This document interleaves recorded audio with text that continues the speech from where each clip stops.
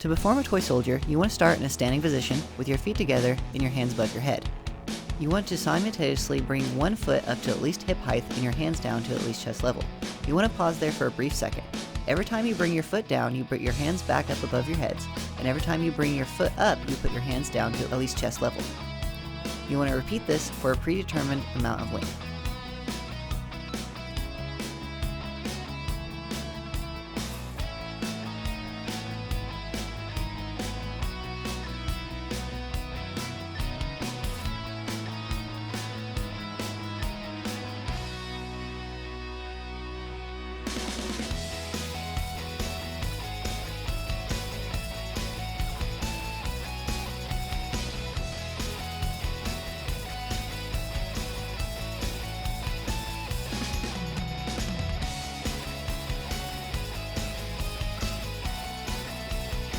If you're looking for a program that uses exercises like these and in the right way, head over to dedicatedhealthgym.com and we'll take care of any of your fitness needs. We have supplements, online training, even a full gym facility if you're ever in the Terre Haute region.